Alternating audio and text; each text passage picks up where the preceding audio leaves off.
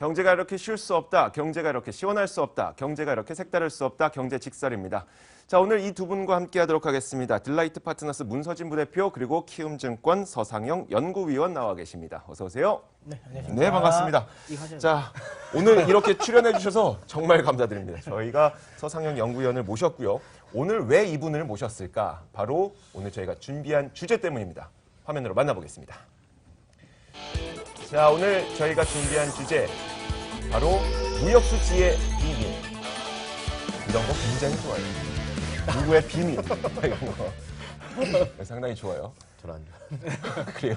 아 근데 진짜 이 무역수지에 좀 비밀이 있을까? 근데 이번에 보면 좀 비밀이 많은 것 같기도 해요. 그러니까 조금 이제 네. 변동성이 좀 있었으니까 시장 예상치를 많이 빗나가다 보니까 뭐 그런 이야기가 나올 수 있게 못했죠. 아, 자, 그러면 제가 일단 개요부터 먼저 말씀을 드릴게요. 일단 첫 번째 개요는 미국의 무역수지 적자 폭이 확대가 됐다. 커졌다. 그러니까 안 그래도 미국은 지금까지 야, 중국, 야, 일본, 야, 한국 너희 우리한테 너무 많은 돈을 벌어가는 거 아니야? 라고 불평, 불만을 해왔었는데 적자 폭이 더 커지니까 이걸로 인해서 이걸 카드로 사용해서 야, 한국 그러지 마. 중국 그러지 마. 이렇게 나오지 않을까. 자, 그래서 먼저 첫 번째로 저희가 중국부터 한번 짚어보도록 할게요. 중국에서도 무역수지가 발표가 됐습니다. 그런데 중국도 무역수지 적자가 커졌어요. 일단 여기에 대해서 개괄적으로 문서진 부대표가 한번 이야기를 좀 해주세요. 먼저. 아, 그러니까 뭐 이것도 저희가 들어오면서 계속 이야기를 하긴 네네. 했는데 사실 이제 중국이 그러니까 일단 시장 컨센서스를 많이 할애를 했습니다. 그러니까 뭐 이제 위안화 기준으로 보면 수출은 이제 소폭 이제 증가를 한 것 같지만 달러 네. 기준으로 보면 결국에는 마이너스거든요. 네. 그다음에 이제 수익 같은 경우는 위안화 기준으로 한 40% 이상 또 증가를 했기 때문에 이제 그에 따라서 이제 적자가 났다. 그리고 네. 이게 이제 3년 내 또 이제 무역수지 관련 적자가 나온 부분이다라고 하면서 좀 이제 이런저런 이야기가 많이 나오고 있습니다. 네네. 그런데 이제 요거를 이제 조금 세목별로 좀 분석을 해보면 뭐 저는 이 방송을 통해서 또 자꾸만 이제 너무 예전에 지금 서 이사님은 또 나오셔서 옛날 생각이 나는데 한 2년 전인가요? 저희가 이제 네. 그 비정상회담 비슷하게 하는 그게 이름도 기억이 안 나네요. 어쨌든 그 경제 이야기를 하면서 네네. 제가 다른 계속 프로그램에서. 예, 계속 이제 중국 쪽에 이제 정부와 관련된 이제 통계를 제가 막 계속 못 믿는다고 막 의심을 했죠. 그쪽을 조금 제가 이야기를 드리자면 아무래도 이제 트럼프 이제 4월이면 네. 또 이제 그 미중 정상회담 있지 않습니까? 네. 그러면 이제 중국 입장에서는 제 생각입니다. 이건 그냥 뭐 그냥 이제 빌미가 안 되려고 조금 마사지가 들어가지 않았나라는 추측이고요. 근데 이제 실제로 보면 사실 이번 같은 경우는 춘절이 원래 이제 1월과 2월이 이제 겹쳐져 있었잖아요. 네네. 연속적으로 겹쳐져 있었던 부분이 있고 그다음에 이제 사실 위안화 관련 부분도 저는 뭐 그러니까 큰 영향을 좀 미친다고 또 보고 있습니다. 그러니까 전체적으로 봤을 때 이걸 아주 유의미하게 보기에는 저는 좀 어렵다 봅니다. 왜냐하면 연속성을 봐야 되니까. 네네. 연속성을 봐야 되기 때문에 조금은 지켜보자라는 건데. 영속성 말씀하셔서 제가 자료를 한 가지 준비했거든요. 중국의 무역 수지가 어떤 사이클을 보였었는지 지난 2010년부터 2017년까지를 준비를 해봤는데 굉장히 특이합니다. 딱 보면은 제가 날짜를 표시를 해놨죠. 2010년도 3월, 2011년 2월, 2012년 2월, 2013년 3월 다 2, 3월에는 무조건 무역수지 적자 났었어요. 중국이. 그러니까 춘절 때문에. 춘절 때 사람들이 워낙 소비를 많이 하다 보니 수입하는 물량이 많아졌고 수출이 그대로라고 하더라도 수입하는 물량이 많아지면 무역 적자가 발생하지 않을까. 이런 측면에서 살펴보자면 이번에 발표됐던 이 무역수지 적자가 큰 의미가 있을까라는 생각이 드는데 서상영 위원님 어떻습니까? 죽습니다. 큰 의미가 있어. 답을 내려줘 버리면 어떡합니까 지금? 아니, 끝내시면 더 이야기를 해주셔야지 지금. 아니, 말씀을 해보세요. 예. 네. 일단 2월달 네. 수입이 44.7% 증가를 했잖아요. 네네. 위안화 기준으로. 그렇죠. 근데 이제 수출은 뭐 별로 조금 증가를 했고 네. 이걸 달러 기준으로 하면 수출은 감소를 했어요. 1.7% 감소를 했는데 네. 일단 방금 전에 말씀해 주셨듯이 춘절이잖아요. 네. 춘절이 작년 같은 경우는 이제 1월 말부터 2월 2일까지 있었고 네. 올해는 뭐 2월 중순에 2월 6일부터 이제 그 우리 설날하고 똑같은 거예요. 네네.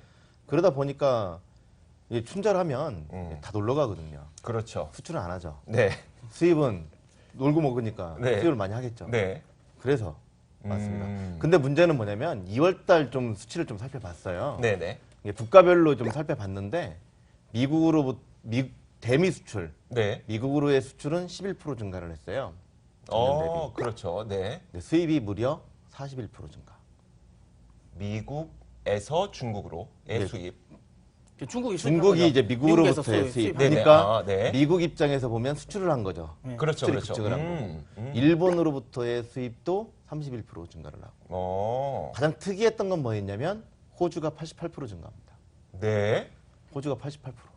이건 뭘 상징하냐면, 그러니까 호주를 비롯해서 대부분의 이제 신흥국 중에서도 특히나 네. 아세안이나 뭐 호주 아니면은 뭐 이런 그 원유 생산이라든지 뭐 이런 에너지 생산하는 데 있지 않습니까? 네네. 이런 데는 급증을 합니다.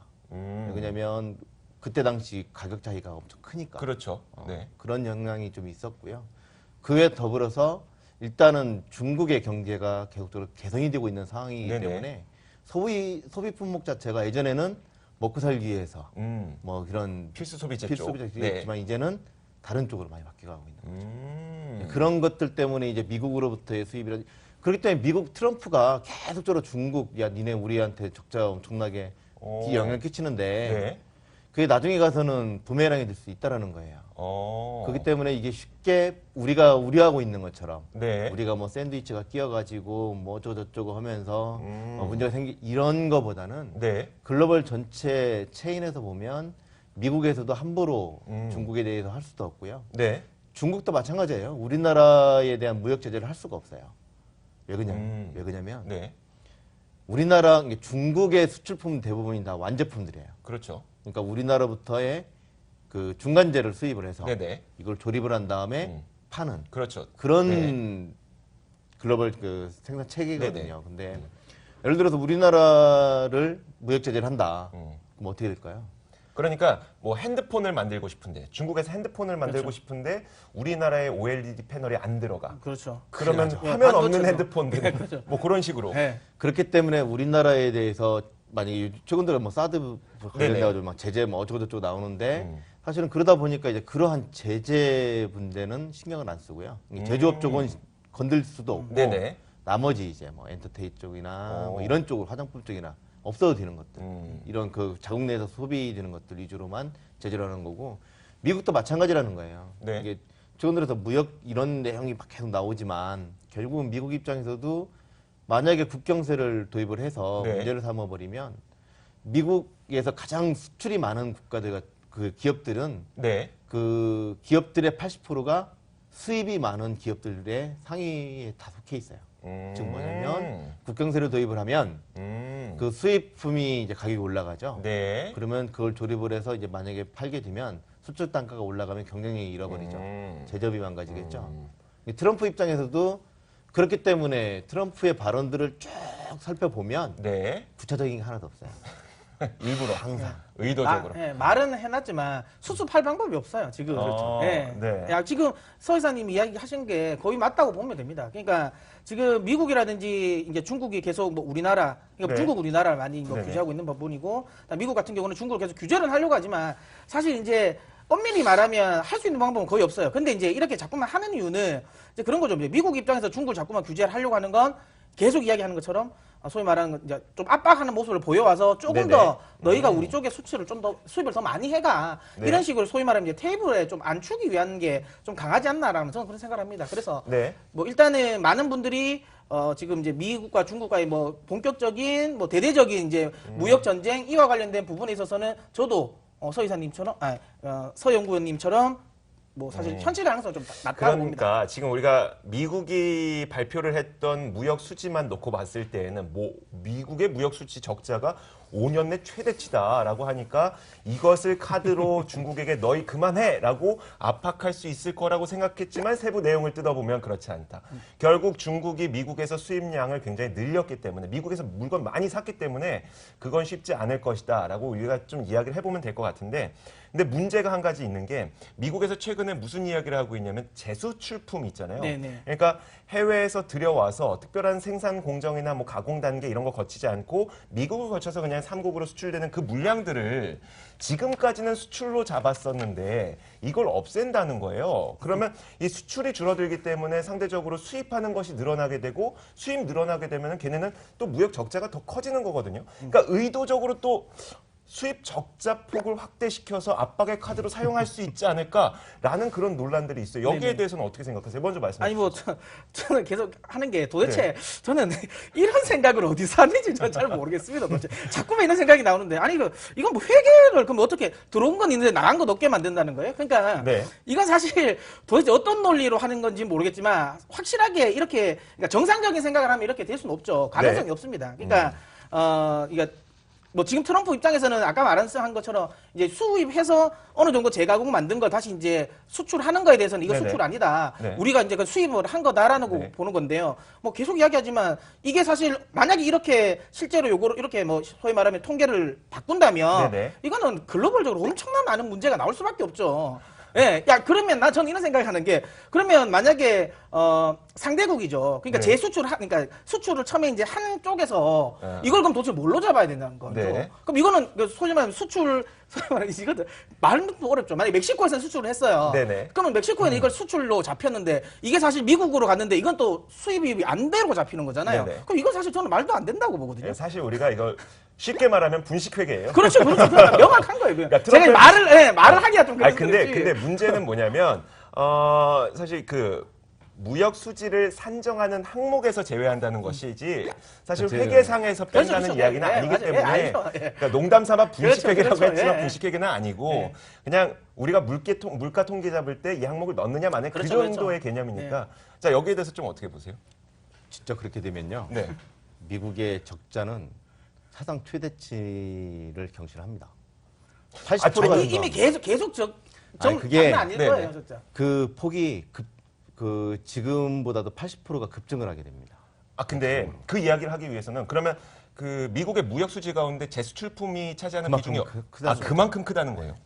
아까 말씀드렸잖아요. 네. 그만큼 수출 기업들의 대부분이 다 수입업체들이라고. 네. 그렇기 때문에 수입을 해서 이걸 만들어서 수출하는 기업들인데 그러면 어떻게 될까요? 미국의 적자는 어마무시하게 커지고 네. 그렇게 되면 미국 국채는 문제가 생기고 달러의 이상도 문제가 생기고 네. 그다음에 GDP 대 부채 비율도 엄청나게 커지고 난리가 나겠죠. 네. 그리고 방금 전에 얘기했듯이 상대국 같은 경우는 어떻게 될까요? 가만히 있을까요? 그럼 전 지구의 모든 나라들의 적자는 어마무시하게 커지겠죠. 그게 말이 안 되는 거예요. 네. 그렇게 되면 고생하는 거는 경제학자들이고 정부 관료들입니다. 그렇죠. 그거를 다 해야 되니까. 네, 아니 수준이- 근데 말이 안 나오는데 얘기가 나오니까 말을 하는 거잖아요. 그냥 하는 소리입니다. 그걸 가지고 우리가 의미 있게 신경 쓸 필요도 없고요. 아니, 우리가 지금 트럼프 네네. 뭐 하루 이틀 지금 본 게 아니잖아요. 아 그래요? 네. 아니, 그러니까 그게 하루 이틀 본 게 아니니까 그게 더 무서운 거예요. 이 사람이 우리가 일반적으로 생각하는 그 범위 이상에서 생각을 해버리니까. 아 그러니까 저도 이제 계속 지금 저도 그 부분을 조금 이제 네네. 우려를 하는 겁니다. 그러니까 정상적인 생각을 했을 때는 아닌 게 맞아요. 사실 그게 안 되는 게 맞는데 네. 이게 워낙 이제 즉흥적이고 사실 좀 앞뒤를 안 가리는 면이 있으니까 네네. 이게 실제로 현실화될 수도 있다라는 우려감이 있긴 하죠. 네. 그런데 이제 저는 이런 생각을 하는 게 만약에 이 통계 방식으로 해서 적자를 진짜 소위 말하면 인위적으로 많이 보여버리면 저는 나중에 이제 미국이 지금 부채 한도 증액 협상 관련 부분도 있거든요. 네네. 그러면 나중돼서 이 부분이 뭐 사실 무역 적자가 계속 늘어나는 상황에서 그러면 이제 부채와 관련된 부분도 계속 소위 말하면 이제 늘어날 가능성이 네네. 매우 높은데 그러면 여기서 또 하나 인프라 투자를 하겠다는 그 부분 역시도 음. 사실 어떻게 되겠어요? 그러니까 시장 입장에서 이거 현실성이 가능해? 네. 도대체 그럼 얼마나 빚을 져야 되는 거야? 라고 생각할 수도 저는 있다고 보죠. 그러니까 이런 거죠. 지금 트럼프 이야기를 보면 여기에서는 이 방식대로 맞춰요. 네. 답을 내요. 네. 근데 이게 답이 나오면 여기가 안 맞아져요.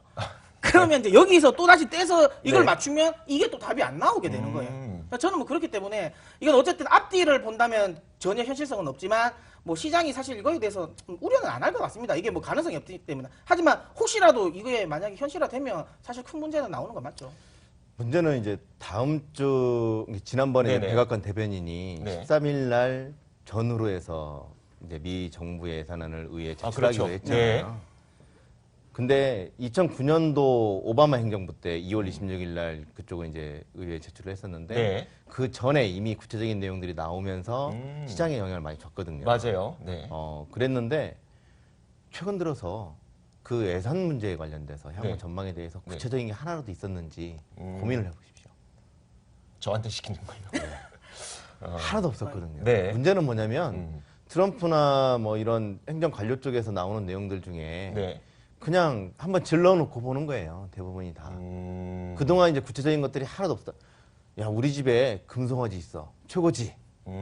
다 그거잖아요. 지금 네. 야, 너 몇 주 안에 세제개혁 엄청나게 할 거야. 너희들 깜짝 놀랄 거야. 나온 게 뭐가 있습니까? 니네 뭐 어쩌고저쩌고 하면서 뭐 문제 있는데 뭐 어떻게 하겠다. 네. 하나도 없잖아요. 뭐냐면 지금 트럼프나 뭐 트럼프 정부의 발언들에 네. 의해서 우리가 이걸 가지고 뭐 예단을 하고 뭘 대응을 하기보다는 구체적인 내용들이 나오고 난 이후에 그걸 걱정해도 상관없을 것 같아요. 제가 계속해서 이 질문을 이어가야 될까 싶은 생각이 들면서도 참 답답합니다. 어찌됐건 그래도 우리가 수치상으로 봤을 때, 네네. 수치상으로 봤을 때는 일본에서도 또 무역 수지가 발표가 됐는데 일본 무역 수지의 적자 폭도 굉장히 크게 나타났어요. 무슨 생각이 드냐면 트럼프의 이쁨 받지 않을까?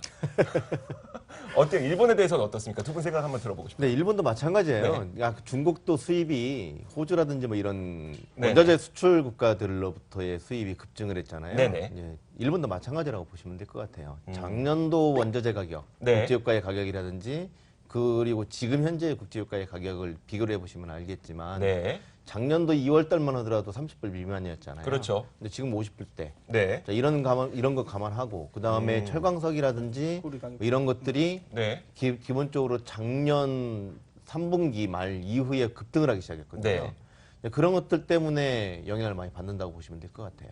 그러니까 원자재 가격이 급등을 했고 네. 거기에 따른 흐름이 수입을 크게 증가시키는 전체적으로. 그러니까 원자재 수입 국가들 같은 경우는 그것 때문에 많이 영향을 받고 있다고 보시면 될 것 그렇죠. 같아요. 그럼에도 불구하고 우리나라는 최고였죠. 왜 그러냐면 네. 우리나라는 그만큼 수출이 많이 개선이 되고 있는 거예요. 네네. 그렇게 보시면 될 것 같습니다. 알겠습니다. 문서진 부대표는 어떻습니까? 일본 네. 수출. 네. 아니 그러니까 뭐 아까 계속 이야기한 것처럼 사실 글로벌적으로 전반적으로 수출과 관련된 부분은 계속 상승을 하고 있습니다. 네네. 특히 중국이라든지 미국이 지금 수입이 증가했다는 건 결국에는 중국이라든지 미국향 수출이 높은 일본이라든지 그렇죠. 우리나라 시장이 결국엔 긍정적인 부분이고요. 네네. 앞서 지금 뭐 그러니까 서 연구님이 이야기하신 것처럼 저는 이런 생각을 많이 합니다. 결국에는 이제 일본 역시도 주요 원자재를 수입을 해서 소위 말해 수출을 하지 않습니까? 네네. 그럼 결국에는 수입이 많이 늘었다는 건 그만큼 글로벌 경기 자체가 긍정적이라고 저는 볼 수 긍정적이라고 저는 생각을 합니다. 네. 그렇기 때문에 이제 일본이 무역 수지가 갑자기 소위 말해 원자재 수입 가격이 이제 급등하면서 갑자기 이제 소위 말하면 이제 적자를 봤다는 거에 대해서 지나치게 우려할 필요는 없고요. 오히려 저는 개인적으로 지금 현재 중국이라든지 미국, 그다음에 우리나라, 그다음에 그러니까 일본 이런 전체적인 무역 수지를 봤을 때는 네.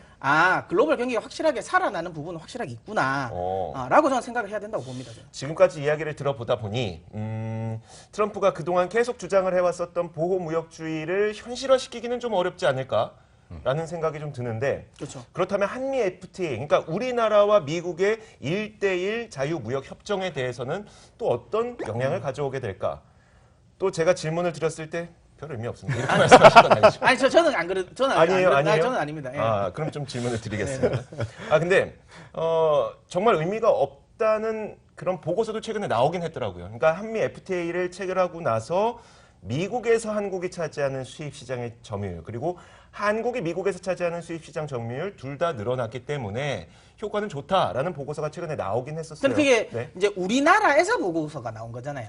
그렇죠. 그러니까 미국에서 이제 나온 건 아니죠. 네, 그러니까 이제 네. 똑같은 게 한미 FTA를 보는 시각이 사실 우리나라는 네. 미국이 다른 게 맞잖아요. 네. 그러니까 미국은 자기 유리한 쪽을 해석을 하는 거고, 그렇죠. 이제 우리나라는 또 우리나라 입장에서 이제 사실 이제 유리하게 생각을 하는 건데, 미국 입장에서 보면 사실 양쪽으로 보면 분명히 자기한테 피해가 있는 건 맞죠. 네네. 왜냐하면 한미 FTA가 발동되고 나서 발효되고 나서 사실 이제 그러니까 적자 폭이 많이 늘었긴 났기 때문에 네. 이거 사실 빌미로 될 수는 있습니다. 그런데 또 우리나라 입장에서 아까 이야기한 것처럼 말은 할 수 있죠. 양적으로는 사실 우리가 많이 너희가 피해 본 것 같지만 실제로 질적으로는 아니다. 그러니까 그 한미 FTA가 발효되면서 그때 시점에서 글로벌 전체적인 교역량은 다 마이너스였는데 네. 그러니까 한미 간의 교역량은 오히려 1.7% 맞죠. 예, 이 정도 올라와 있는 상황이고 그다음에 이제 미국의 수출품이 이제 우리나라에서 점유율도 많이 상승했고 네네. 그다음에 우리나라 수출품도 미국에서 점유율이 많이 상승했으니까 이거는 뭐 사실 윈윈이다라고 보는 거죠. 그런 사실 조금 억울했던 게 뭐냐면 그 자료를 보니까 우리나라가 미국에서 수입시장 점유율이 늘어난 거는 한 0.6% 정도, 그리고 미국이 우리나라에서 수입시장 점유율이 늘어난 게 한 2.4% 정도. 그러니까 미국이 훨씬 더 우리나라에서 장사를 잘했다는 거잖아요. 한미 FTA를 통해서. 그런데 걱정되는 점은 그 트럼프 행정부가 딱 취임하자마자 나프타를 안 하겠다 행정명령을 했던 것처럼 자유무역협정이라는 것은 어떻게 보면 행정명령 하나로 굉장히 또 카드를 확 뒤집어 버릴 수 있는 그런 게 있지 않을까라는 생각이 드는 거죠. 없습니다. 없어요? 네. 일단은 TPP였고요. 네. TPP는 아직 시행이 안 됐기 때문에 행정명령으로 중지를 시킬 수 있었어요. 네. 그런데 FTA는 이미 시행되고 있는 거기 때문에 의회 통과를 해야 돼요. 아. 의회 통과를 해야 되는데 네. 자 가만히 생각을 해보세요. 네. FTA를 하면서 미국이 그 이득을 얻고 있었던 산업이 어디였을까요? 기본적으로 네. 뭐 제조업체들은 상당히 양호한 흐름은 좀 보이잖아요. 네네. 걔네들 입장에서는. 근데 트럼프를 지지했던 지역이 러스트벨트죠. 러스트벨트. 네. 거기는 제조업. 네. 자 그러면 자기네들한테 유리하고 자기를 지지했던 그 유권자들이 있는 곳에 유리한 FTA를 과연 트럼프가 막무가내로 그거를 폐기시켜 버릴까? 말이 안 되는 거죠. 그리고 기본적으로 우리나라도 마찬가지예요. 우리나라도 네. 지역 의원들이 쭉 있잖아요. 네. 지역 의원들이 있는데 야 우리 지역에는 이게 정말 유리한 건데 내가 이걸 왜 반대해? 네. 걔네들이 2년마다 한 번씩 그 하원 선거가 계속 있거든요. 네. 당장 내년에 선거 있어요. 이런 상황에서 이것들을 걔네들 같은 경우는 절대 반대하거든요. 물론 이제 반대급부로 뭐 좀 잘못된 것 같은 경우는 네. 하겠지만 그리고 또 우리나라의 수입이 점점 늘어나고 있는 게 곡물 수입가 많이 늘어나고 있잖아요. 네네. 어차피 그것 때문에 이제 문제가 생겼었으니까. 근데 그 중부 지역 그러니까 컨베어벨트 지역 같은 경우는 네네. 공화당 핵심 지역들이거든요. 네. 자, 이런 것들 놓고 봤을 때는 쉽지 않은 거죠. 오. 그러면 우리가 이제 한마디 해줄 수 있죠. 네. 야 우리가 그래 좀 거시기 하니까 참 이런 말 방송에는 좀 그렇지만 좀 들어오니까 네. 야 니네 또 투자해줄게 이런 식으로. 네. 예를 들어서 지난번에 삼성전자가 하만 인수했잖아요. 네. 예, 그것처럼 야 그래 너희들 부실 기업들 중에 기술력 되게 좋은 회사들 우리가 인수해줄게. 하만이 부실이라는 얘기는 아니지만. 그렇죠. 네. 이제 뭐 그런 식으로 해서 일단은 뭐 우리가 이제 미국의 대미 투자를 좀 늘려주는 형식으로 뭐 그런 식으로 할 수는 있겠죠. 이제 뭐 그런 정도 뭐 기업들 입장에서도 윈윈이고. 그러니까 실질적으로 FTA를 뭐 재협정하기 위해서는 국회 통과하고 어쩌고저쩌고 하면 네네. 시간이 딜레이 됩니다. 예를 들어서 어저께 미국 증시에서 네. 그 헬스케어 주들이 급등을 했거든요. 네. 왜 그러냐면 오바마 케어 관련돼서 대체 법안을 제출을 했어요. 그랬는데 시간이 오래 걸린답니다. 의회 통과를 하려면. 네. 이제 그런 것들 때문에 시간이 우리가 생각하는 것처럼 당장 눈앞에 와 있는 건 아니에요. 그렇기 때문에 뭐 아직까지는. 저 오늘 방송하면서 굉장히 허탈한 거 아세요? 제가 굉장히 많은 뭐 무역수지 적자와 막 한미 FTA에서 발생할 수 있는 거 뭐 슈퍼 301조 뭐 이런 것들 다 준비를 해왔는데 별로 영향 없어요. 아니 근데 이게 그래서 그러면 이런 상황에서 그럼 우리는 그냥 가만히 있으면 되는 건 아니잖아요. 우리가 예. 어떻게 해야 돼요? 예, 일단 뭐 저는 아까 이야기한 것처럼 이게 지금 다 워딩이 나오는 것들이 네네. 언론이잖아요. 네. 언론은 제가 보기엔 헤드라인을 좀 뽑기 위해서 소위 말해 좀 우려감을 높인 거라고 저는 보고요. 네. 실질적으로는 이게 이제 현실화되는 어렵다라는 거 이야기를 드리고 아까 이야기한 것처럼 이제 샌드위치 전략 관련 부분인데요. 만약에 예를 들어 실질적으로 이런 이제 압박이 들어왔을 때 우리가 할 수 있는 방법이 뭐 있냐라는 건데 네네. 원론적으로 이야기하면 뭐 이건 계속 하는 이야기잖아요. 네. 수출국의 다변화인데 이게 사실 뭐 하루 아침에 되나요? 뭐 인도 쪽으로 뭐 조금 더 수출을 늘리고 이거는 사실 하루아침에 되는 게 사실 아니다라는 네. 점이고요. 또 이제 일각에서는 국내 그러니까 내수를 조금 더 부양해야 된다. 내수 소위 규모를 조금 더 늘려야 된다는 건데 이건 역시도 지금 현재 우리나라 인구 5천만에서 추가적으로 더 크게 많이 늘어나지 않는 상황에서 여기에 또 집중하기도 쉽지 않은 상황이에요. 네네. 그러니까 답을 내리자면 결국에는 뭐 중국이라든지 미국이 실제로 무역 보복을 하면 우리가 사실 할 수 있는 건 없어요. 네. 우리가 뭐 딱히 할 수 있는 건 없지만, 그러니까 조금 더 이제 정치적으로 조금 이거 좀 잘 유도를 해야죠. 어쩔 수 없습니다. 그건. 네, 알겠습니다. 그래도 다행인 것은 저희가 지금까지 들어봤을 때 뭐 무역 수채 적자가 확대됐다고 해서 이것으로 큰 어떤 글로벌 교역의 변화가 나타날 것 같지는 않다라는 생각 때문에 좀 안도를 하게 되고요. 자, 오늘 무역 수지에 대해서 정말 면밀하게 한번 짚어봤습니다. 오늘 두 분 딜라이트 파트너스 문서진 부대표, 키움증권 서상영 연구위원 오늘 도움 말씀 고맙습니다. 고맙습니다. 감사합니다.